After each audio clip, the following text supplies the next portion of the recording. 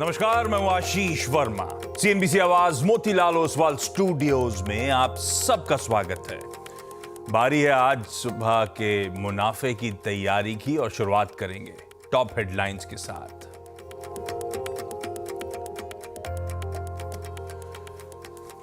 Operation सिंदूर से बौखलाए पाकिस्तान की LOC पर आम नागरिकों पर भारी गोलाबारी। पूंछ में 15 नागरिकों की मौत, 45 घायल। भारतीय सेना ने भी दिया मुंह तोड़ जवाब। आर्मी चीफ बोले, सेना को जवाबी कार्रवाई की खुली छूट। आज सुबह 11 बजे सरकार ने बुलाई सर्वदलीय बैठक। भारतीय बाजारों के लिए आज मिले जुले संकेत। पिछले साल 4 अक्टूबर के बाद पहली बार इंडेक्स फ्यूचर्स में नेट लॉन्ग हुए एफआईआईज। गिफ्ट निफ्टी में करीब 40 पॉइंट का हल्का दबाव। एशिया भी मिक्स्ड। अमेरिकी बाजारों में रही हल्की बढ़त। फेडरल रिजर्व ने ब्याज दरों में नहीं किया कोई बदलाव। स्टारलिंक की भारत में एंट्री का रास्ता हुआ साफ। दूरसंचार विभाग ने कंपनी को जारी किया लेटर ऑफ इंटेंट। कंपनी को एलओआई की शर्तें पूरी करने के बाद मिल जाएगा लाइसेंस। चौथी तिमाही में अच्छे रहे कोल इंडिया के रिजल्ट्स। 12% बढ़ा रेवेन्यू, हालांकि मार्जिन्स में 1% का दबाव। कंपनी के मार्जिन्स में इवेंचुअली दिखा सुधार। Q4 में फीकर है डाबर के रिजल्ट्स। 8% से ज्यादा घटा मुनाफा। रेवेन्यू में भी रहे फ्लैट, मार्जिन्स पर दिखा दबाव। वहीं वोल्टास के अच्छे रिजल्ट्स, डबल हुआ प्रॉफिट। रेवेन्यूज में भी 13% की बढ़त, मार्जिन्स में भी इंप्रूवमेंट। आ जाएंगे निफ्टी की 3 कंपनियां, एशियन पेंट्स, टाइटन और लार्सन एंड टूब्रो के रिजल्ट्स। 13% घट सकता है एशियन पेंट्स का मुनाफा, मार्जिन्स पर भी दिख सकता है दबाव। वहीं टाइटन के प्रॉफिट में 6% से ज्यादा की बढ़त, मार्जिन्स में भी सुधार मुमकिन। साथ ही पिडलाइट, ब्रिटानिया समेत वायदा की 14 कंपनियों के रिजल्ट्स का भी रहेगा इंतजार। और टेस्ट क्रिकेट से रोहित शर्मा ने लिया संन्यास। 67 टेस्ट मैचेस में 12 शतक और 18 अर्धशतकों के साथ पारी को दिया विराम। 26 दिसंबर को रोहित शर्मा ने खेला था आखिरी टेस्ट मैच।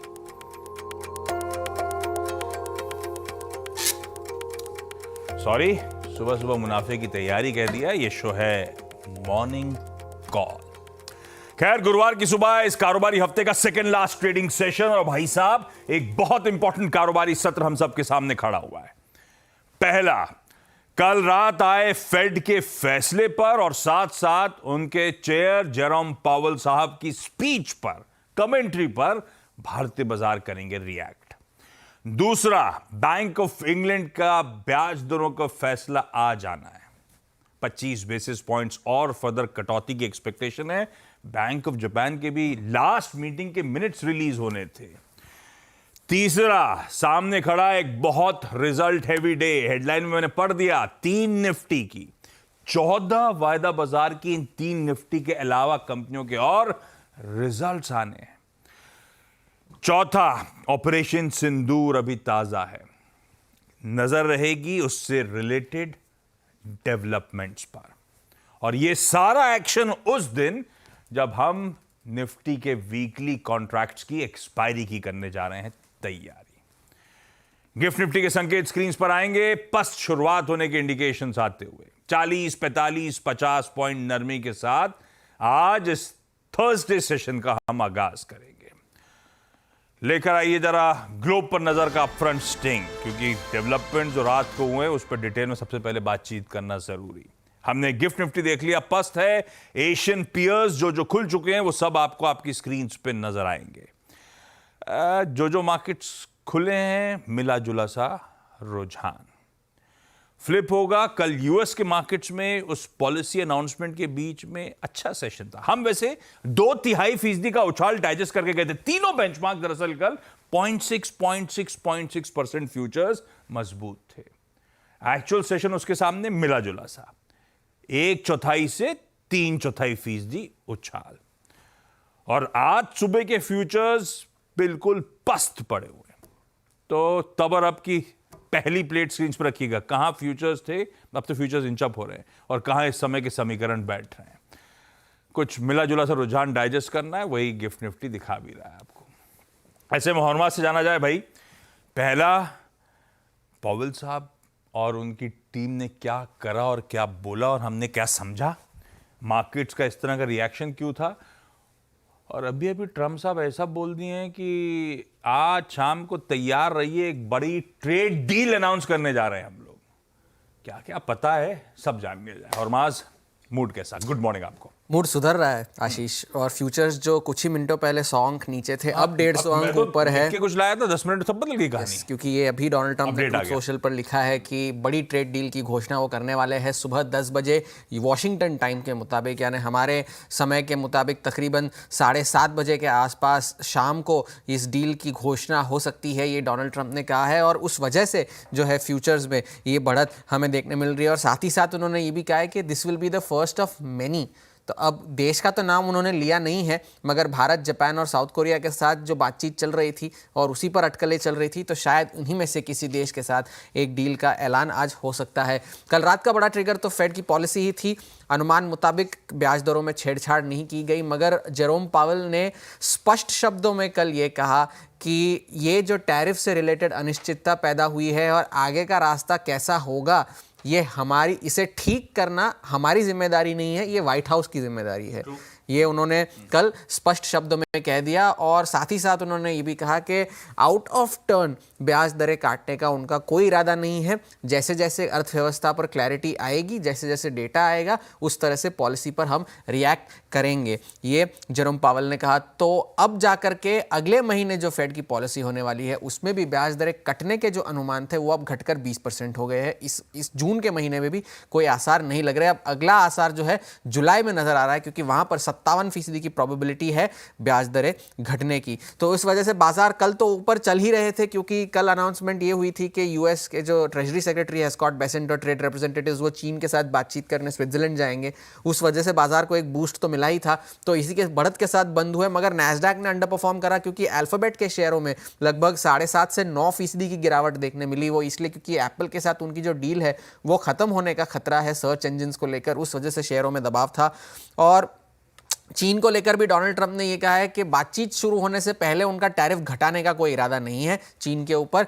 मगर अर्थशास्त्री ये कह रहे हैं कि अगर बातचीत हो भी जाए तो शायद 145% के जो टैरिफ है वो घटाकर 54% कर दिए जाए। एनवीडिया के शेयरों में कल बढ़त देखने मिली, क्योंकि जो चिप एक्सपोर्ट्स पर जो रिस्ट्रिक्शंस लगे हुए हैं उसे शायद ट्रंप एडमिनिस्ट्रेशन हटा दे, उस वजह से जो है एनवीडिया के शेयरों को थोड़ी सी बूस्ट मिली है। और यूरोपियन यूनियन ने यह चेतावनी दी है कि अगर ट्रेड टॉक्स विफल रहे यूएस के साथ, तो $100 बिलियन के यूएस के सामान पर वो टैरिफ लगा सकते हैं। तो फिलहाल के लिए आज का बड़ा ट्रिगर तो यही होगा कि शाम को जो है किस देश के साथ कौन सी बड़ी ट्रेड डील और किस तरह से ऐलान की जाती है उस पर। इस वजह से फ्यूचर्स मजबूत है, बाजार को भी इसकी नजर रहेगी। हाँ, बिल्कुल ठीक। हाँ, थोड़ी सी कोल इंडिया की हेडलाइन कंफ्यूजिंग थी। खैर, कंचन जब जुड़ेंगी तो नतीजों पर डिटेल में बातचीत होगी। दरअसल शायद प्रोड्यूसर साहब लिखना चाहते थे कि आय 1% गिरी, मुनाफा 12% बढ़ा और मार्जिन में दिखा सुधार। लेकिन एक्सपेक्टेशन के सामने कैसे हैं वो थोड़ी देर में बातचीत करूंगा। एक था ग्लोब जो इंपॉर्टेंट है, और अभी तस्वीर एकदम से बदल गई ट्रम्प साहब के उस अपडेट के बाद कि आज शाम को एक बड़ी ट्रेड डील अनाउंस करने जा रहे हैं हम लोग, और ये फर्स्ट ऑफ मेनी होगी। उससे फ्यूचर्स की तस्वीर फ्लैट फ्यूचर्स और 0.5% मजबूती के साथ कामकाज कर रहे हैं। ये अच्छी खबर। दूसरी तरफ नजर रखना है अपने को लगातार ऑपरेशन सिंदूर और उससे रिलेटेड डेवलपमेंट्स पे। क्विकली बता देता हूं, फिर आगे लक्ष्मण जुड़ेंगे तो और डिटेल में समझेंगे सारी कहानी। हम अलर्ट पे हैं, वहां से आ रहे हैं रिटेलिएशन के थ्रेट्स। कहा जा रहा है पाकिस्तान ने ऑथोराइज करा है कॉरेस्पॉन्डिंग रिटेलिएटरी एक्शन इंडिया के अगेंस्ट ऑपरेशन सिंदूर के बाद। अपडेट से कहते हैं कि पाकिस्तान आर्मी बैटल पोजीशंस की तरफ मूव कर चुकी है। वैसे कल से बहुत हेवी आर्टिलरी फायरिंग हो रही है एलओसी और साथ साथ इंटरनेशनल बॉर्डर पे। कल रात तक का अपडेट था कि 15 सिविलियंस उस हेवी आर्टिलरी फायरिंग के बीच में हमारे मारे गए, 40+ घायल। कल रात तक का अपडेट था। अब लक्ष्मण आएंगे सुबह तो उनसे ताजा स्थिति पता चलेगी। जो आईएएफ यानी कि इंडियन एयरफोर्स ने कहा था राजस्थान के ऊपर 2 दिनों की एक्सरसाइजेस कंडक्ट करेंगे, वो प्री प्लान्ड एक्सरसाइजेस जैसा कहा गया था आज कंटिन्यू कर रही होंगी। हमारे नॉर्दर्न इंडिया की 21 एयरपोर्ट्स को मई 10 तक के लिए शट डाउन कर दिया है। और आज यूनियन गवर्नमेंट ने सुबह 11 बजे दिल्ली में ऑल पार्टी मीटिंग बुलाई है। मेरे ख्याल से ऑपरेशन सिंदूर की ब्रीफिंग होगी, बताया जाएगा हमने क्या किया। इस बीच वैसे प्रेसिडेंट ट्रम्प साहब ने भी कहा है, क्या बोले पता है? My position is I get along with both and I want to see them work it out. If I can do anything to help I will be there. मध्यस्थता करना चाहते हैं, अगर मेरे मध्यस्थता करने से कुछ हो सकता है तो मैं करूंगा। मैं दोनों के साथ बढ़िया जेल करता हूं। ये स्टेटमेंट आए उनकी तरफ से। खैर, ये सारा मूड मॉल आपकी स्क्रीन पे ऑपरेशन सिंदूर रिलेटेड डेवलपमेंट्स और ग्लोब के। अब चलिए वीरू के पास और समझते हैं कैसे आज के निफ्टी बैंक में स्ट्रेटेजाइज करना है। कल क्या चर्चा हुई थी? रिस्क है पर डिप्स अबव 24,204 वो आपको रिवॉर्ड करेंगे। वो कैलकुलेटेड रिस्क ली जा सकती है। वो रिस्क ली होती तो बाजार ने कल रिवॉर्ड किया था। Veeru, good morning. आज का फ्रेश अप्रोच एक्सपायरी के दिन का। जी गुड मॉर्निंग आशीष। देखिए, दोनों ही इंडस्ट्रीज ने निफ्टी बैंक और लिक्विडिटी 3 चीज़ें थी डिस्कस करने लायक कल। इतने बड़े आई थिंक जियोपॉलिटिकल टेंशंस के बीच में लिक्विडिटी बहुत स्ट्रांग थी। डॉट 204 यानी 24,204 पुट राइटर्स टेंडिमा को निफ्टी ने होल्ड किया, वहां से पुल बैक दिया, लेकिन नहीं पार कर पाया कॉल राइटर्स का zone. And same is the case with Nifty bank. Collapse हुआ लेकिन पुट राइटर्स जोन्स और 20 डेमा से एक पुल बैक दिया। तो कुल मिला के डिस्कशन करने लायक आज भी वही फैक्टर्स हैं जो हमने कल किए थे आशीष। शुरुआत करते हैं इंस्टीट्यूशनल रिपोर्ट से। लिक्विडिटी बहुत स्ट्रांग है। 2585 करोड़ रुपए की एफआईएस की बाइंग, 2378 करोड़ रुपए का डीआईएस का बाय का आंकड़ा। मतलब कुल मिला के अगर आप देखें तो ये 5500 करोड़ रुपए की 5200 करोड़ रुपए की लिक्विडिटी इंडियन मार्केट्स को चेस कर रही थी। इंडेक्स बाय किया 470 करोड़ रुपए का, 4000 कॉन्ट्रैक्ट शॉर्ट कवर कर लिया, हालांकि लॉन्ग भी काटे। बट एक बात याद रखिएगा, now FIIs are net long. हाँ, मात्र 400-500 कॉन्ट्रैक्ट से। बट यस, पोस्ट मेरे ख्याल से October first week first time उनके जो कॉन्ट्रैक्ट्स हैं वो पॉजिटिव में आए हैं, 400 कॉन्ट्रैक्ट लोग। तो स्टैट्स इंस्टीट्यूशनल्स के अच्छे हैं। लिक्विडिटी इंडियन मार्केट्स को डिप्स पे चेस कर रही है। बट अभी भी इस अनसर्टेनिटी का पूरा फ़ायदा उन 3 कॉल राइटर्स ने उठा रखा है। वो बहुत कन्विक्शन के साथ वही 24,500, 400 और 600 के जोन में प्लेस्ड है। Look at outstanding Y at 24,400। हालांकि आज याद रखिएगा एक्सपायरी फैक्टर है। तो 24,400, 500, 600 पे बड़े कॉल राइटर्स, पुट राइटर्स 24,400 पे, 300 पे, 200 पे। हमें सरोकार है 300 और 200 के पुट राइटर्स से, क्योंकि हम 200 के पुट राइटर को इसलिए रिस्पेक्ट देंगे क्योंकि वहां पे हमारा एक शॉर्ट टर्म एवरेज अलाइंड है जो कि अभी एक कुशन के तौर पे काम कर रहा है, and that's 10-day exposure average. Please फिर मैं स्क्रीन पे लेके आइए, उससे आपको क्लियर बात हो जाएगी कि इन 3 कॉल राइटर्स ने कितना स्ट्रॉन्ग ग्रिप लिया हुआ है। अभी ये इस अनसर्टेनिटी का पूरा फायदा उठा रहे हैं। लेवल्स लेके आइए। देखिए, रिस्क एलिमेंट भरपूर है, जिस प्रकार का शुरुआत में आशीष ने अपडेट दिया। बट स्टिल अगर मैं सिर्फ टेक्निकल्स तक सीमित रखूं अपने आप को और सिर्फ डेरिवेटिव्स की पोजीशनिंग तक सीमित रखूं, लिक्विडिटी पैटर्न को अगर मैं कंसिडर करूं, तो डिप्स टुवर्ड्स बेस 1 अब ये 289, 241 है, लेकिन प्रिसाइसली हमारी ये डायरेक्शन अपवर्ड तब तक मेंटेन रहेगी जब तक हम 24,188 के जोन के ऊपर मेंटेन कर रहे हैं अपने आप को। तो risk takers can buy dip towards base 1। और एक बात याद रखिएगा, अगर ये बेस 1 टूटता है किसी भी सर्कमस्टेंसेज में, किसी भी न्यूज़ फ्लो के बीच में, एग्जिट, नो लॉन्ग्स। और एक और बात, अपनी ट्रेडिंग बेट्स को रिड्यूस कर लीजिएगा। और ऊपर की तरफ जब आप डिप्स को बाय करें तो अभी भी ऐसे कोई चांसेस नहीं लग रहे कि हम इस क्लस्टर को RS1 को बाय सेट करेंगे, क्योंकि बड़े कॉल राइटर्स ने ग्रिप लिया हुआ है। And considering expiry, considering uncertainty, ये बैठे रहेंगे। हाँ, अगर ये निकलता है किसी सर्कमस्टेंसेस में, then a swing towards RS2 is possible, which looks bit difficult as of now. थोड़ा सा मुश्किल लग रहा है अभी यहाँ पे। निफ्टी बैंक कल क्रैक हुआ। क्रैक होने के बाद 54,000 यानी पुट राइटर्स के जोन और 20 डेमासिस ने पुल बैक दिया आशीष। क्लोज एग्जैक्टली 10 डेमा पे आया, लेकिन उसको रीगेन नहीं कर पाया, जो कल हमारा RS1 था। अब क्या करें, बाय करना चाहिए क्या? कल की इंस्टीट्यूशनल बाइंग में क्लियरली विजिबल है कि ICICI बैंक और HDFC बैंक उन्होंने रिस्पेक्ट दी है। पुट राइटर्स 54,000 पे और 20 डेमा पे अलाइंड है, कॉल राइटर्स हैं 55,000 पे, लेकिन ये 54,500 पे कोई पुट राइटिंग नहीं है, प्राइस के नीचे कोई पुट राइटिंग नहीं है। लेवल्स लेके आइए, याद रखिएगा 2 सर्कमस्टेंसेस में हम बाय करेंगे, अगर करना है तो। बेस 1 लिखे आइए स्क्रीन पे, a dip closer to base 1, take a calculated risk at 20 DEMA at put writers zone base 1, और एल्स इसको स्टेबलाइज होने दीजिए RS1 के ऊपर। RS1 क्या है? आपका 55,800 55,700 का जोन, यानी 10 डेमा का जोन। इन दैट केस एक 55,089 तक का स्विंग पॉसिबल है, लेकिन अगर RS1 फेल हो रहा है तो ये कोलैप्स करेगा। और एक और चीज़, बेस 2 लेकर आइए फिर, और बेस 1, कोई बाइंग एफर्ट बैंक निफ्टी में बेस 1 के नीचे नहीं करेंगे, क्योंकि उसका मतलब ये है कि निफ्टी बैंक अपने 20 डेमा को सरेंडर कर रहा है। आशीष, ये है निफ्टी बैंक का आज थर्सडे का अपना अप्रोच, लेवल स्क्रीन्स पे। साथ ही manasjaiswal.com के श्री मानस जायसवाल जी लखनऊ से जुड़ रहे हैं ये बताने के लिए कि आज शाम ट्रंप साहब सबसे पहले कौन सी कंट्री के साथ वो टैरिफ डील करने जा रहे हैं। पता है वीरू? मानस, क्या लगता है आपको? अगर गेस करना हो तो कौन सी कंट्री है? देखिए, चार्ट तो दिख नहीं रहा है, तो इसको एनालाइज करना मुश्किल है।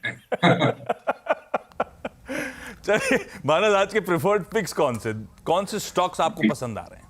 तो देखिए, मिक्स मार्केट है, एक रेंज में निफ्टी फंस गया है, इसलिए एक बाय और एक सेल रिकमेंडेशन है। पहला जो बाय है वो भारत फोर्ज में खरीदारी करने की राय रहेगी। यहाँ पर अगर आप देखें तो कंसोलिडेशन के बाद कल 20 और 10 डे मूविंग एवरेज के ऊपर स्टॉक क्लोज हुआ है। जो अपर बैंड था कंसोलिडेशन का, उसको ब्रेक किया, तो 1119 के स्टॉप लॉस से खरीदारी करेंगे। 1180 तक के टारगेट्स पॉसिबल है।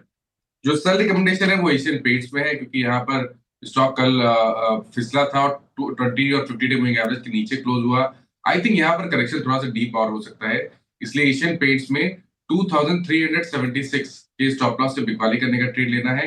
2275 तक के टारगेट्स पॉसिबल। आज आने रिजल्ट्स, और उससे पहले कल नर्वसनेस चीख के दिख रही थी स्क्रीन्स पे। बिकवाली करिए नंबर्स से पहले 2376 के स्टॉप के साथ, पर भारत फोर्ज एक बाय साइड का आइडिया 1119 के SL के साथ। डील किसके साथ होगी ये तो नहीं पता मुझे, लेकिन अपने इंडिया का चार्ट मानस वो ब्लू स्काई टेरिटरी पर तो बैठा हुआ है, मस्त एकदम। खैर, मानस जुड़ेंगे 8 बजे के पैनल में और डिटेल में इनके साथ बातचीत होगी। अब चला जाए आज के सारे इंपॉर्टेंट स्टॉक्स इन न्यूज की तरफ, जो सुबह सुबह इंपॉर्टेंट हैं, जानने लायक। कंचन, कौन कौन से? जी, शुरुआत कर लेते हैं कोल इंडिया के नंबर्स के साथ। जो स्ट्रीट ने अनुमान लगाया था, नंबर्स वहां से हमें बेहतर ही आते हुए दिखाई दिए हैं। नेट प्रॉफिट की बात करी जाए तो यहाँ पे 12% तक का उछाल देखने को मिला है। रेवेन्यू फ्लैटर साइड में है। एबिटा और जो मार्जिन है यानी कि ऑपरेशनल नंबर्स हैं, ये भी पॉजिटिव साइड पे दिखाई दे रहे हैं। इसके साथ ही कंपनी ने 5.15 पैसा पर शेयर इंटरिम डिविडेंड का भी फाइनल डिविडेंड का भी ऐलान कर दिया है। ये तो नतीजे थे। इसके साथ ही साथ कोल इंडिया ने एक MOU साइन किया है AM ग्रीन एमोनिया के साथ for the supply of renewable energy. Dabur's के नंबर्स आप देखिए, यहाँ पे जो अनुमान लगाया गया था, नंबर्स वहां से फीके आए हैं। सारे ही फ्रंट में हमें थोड़ा सा नंबर इस टाइम पे प्रेशर में दिखे हैं, बिकॉज जो फूड इन्फ्लेशन है वो बढ़ता जा रहा है, जिससे काफी सारे कंसर्न्स इस टाइम पे बने हुए हैं। फूड बिजनेस ने हालांकि इस टाइम पे अच्छा परफॉर्मेंस किया है, और जो लीस्ट परफॉर्मेंस दिखाया है वो है इनका शैम्पू का बिजनेस, यानी कि नंबर्स इतने खास नहीं है। अगर टाटा केमिकल्स के नंबर्स की तरफ नजर डाली जाए तो कंपनी के नंबर्स इस टाइम पे ठीक ठाक है। कंपनी का देखिए, पिछले साल सेम क्वार्टर में जो घाटा था वो था 850 करोड़ का। अब वो घाटा कम होके आ गया है 56 करोड़ पे, यानी कि कंपनी जो अपना लॉस है उसको काफी अच्छी तरीके से स्लैश डाउन कर रही है। रेवेन्यू अपने फ्लैटर साइड में है। एबिटा 26% इस टाइम पे डाउन है, और मार्जिन भी यहाँ पे कॉन्ट्रैक्ट होते हुए दिखाई दिए हैं। इनका जो सोडा ऐश का बिजनेस है उसका सीधा सीधा इम्पैक्ट यहाँ पे आता हुआ दिखाई दिया है।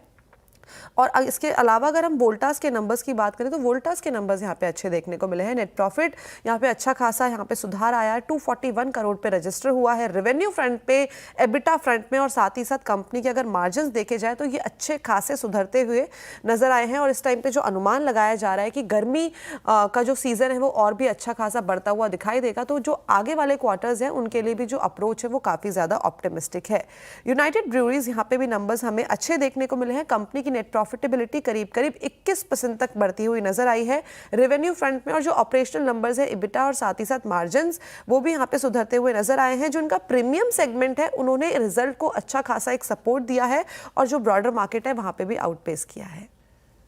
गर्मी बढ़ती जा रही है, उससे याद आया वीरू, आईएमडी ने कहा था येलो अलर्ट मुंबई और नेबरिंग डिस्ट्रिक्ट्स के लिए। भाई साहब एकदम सटीक पड़े। परसों और कल दोनों दिन तेज हवाएं, परसों ड्रिजल हुआ और कल तो अच्छी खासी शाम को बारिश थी, काफी देर चली भी। तो आईएमडी सटीक पड़ रहा है। मैं कह रहा हूँ, मैं सुबह तैयार होते हुए घर पे ये बात करते यार मॉनसून आ गया है क्या? गजब मई के फर्स्ट वीक में ऐसी, लेकिन इस बार बहुत जल्दी आ गया और बहुत सही टाइम पे आया। बहुत जल्दी आ गया। ये थी इस गर्मी से। रिस्पाइट था, पूरा रिस्पाइट है। एसी पूरा नहीं चल रहा अब। हाँ, ट्रू। खैर ये मौसम ऐसा है कि तबियत का ध्यान रखना पड़ेगा सबको, आप सबको। अच्छा, दो ब्रोकरेज रिपोर्ट्स हैं, दोनों इंटरेस्टिंग हैं, इसीलिए दोनों एक साथ आज के ब्रोकरेज रडार का स्टिंग प्ले आउट करिएगा। सिटी की रिपोर्ट्स थी, दो स्टॉक्स पे थी तो दोनों ही हाईलाइट कर देता हूं। HPCL, कल सुबह अपन रिजल्ट्स पर रिएक्ट कर रहे थे। सिटी कह रहा है खरीदारी करने का कॉल मेंटेन करेंगे और टारगेट जो है पहले 460 का था बढ़ाकर 510 कर दिया है। यह स्टॉक 400 के आसपास ट्रेड कर रहा है, यानी कि ऑलमोस्ट 40% का अपसाइड बैठ जाएगा शायद इस पे। उनका कहना है नंबर्स के बाद वो अपने FY26 FY27 EBITDA एस्टिमेट्स बढ़ा रहे हैं। हमने अपने मार्केटिंग और रिफाइनिंग मार्जिन के एस्टिमेट्स बदल दिए हैं और इसीलिए अब लगता है अपसाइड टारगेट प्राइस इंप्रूव करना चाहिए और एक पोटेंशियल LPG कंपनसेशन भी शायद मिल रहा हो। ये सब पॉजिटिव हो जाएंगे HPCL के लिए। वहीं महानगर गैस, इसके नंबर्स भी अच्छे थे। कल सुबह यतिन बता रहे थे IGL से ज्यादा अच्छे MGL के नंबर्स दिख रहे थे, याद होगा आपको। सिटी की रिपोर्ट कहती है इसका भी हम टारगेट बढ़ा रहे हैं, 1670 से बढ़ा के 1700, 1400 पे था शायद MGL कल। तो अच्छे खासे अपसाइड यहां पर। EBITDA बीट प्राइमरली एक वन टाइम प्रोविजनल रिवर्सल हुआ था इसीलिए है, लेकिन एडजस्टेड EBITDA इनलाइन है, वॉल्यूम ग्रोथ इनलाइन है। हम रिआइट्रेट कर रहे हैं कि FY26 में कुल पूरे साल के लिए 10% की वॉल्यूम ग्रोथ ये अचीव कर लेंगे। हमने जब बैक कैलकुलेट करा तो हम अपना टारगेट बढ़ा रहे हैं। तो दोनों ऑयल एंड गैस स्पेस से जुड़ी कंपनियां आपकी स्क्रीन पे, दोनों पे दिग्गज foreign broking house city bullish होता हुआ। इस नोट पर एक काम करें, ब्रेक लेते हैं। ब्रेक के उस पर जब लौटेंगे तो SMC ग्लोबल की वंदना भारती से मुलाकात कराऊंगा। वंदना जुड़ चुकी है। वंदना, हाय, गुड मॉर्निंग। ब्रेक के उस पार वंदना की कमोडिटी कॉल्स और साथ साथ आज का थर्सडे का इवेंट्स कैलेंडर।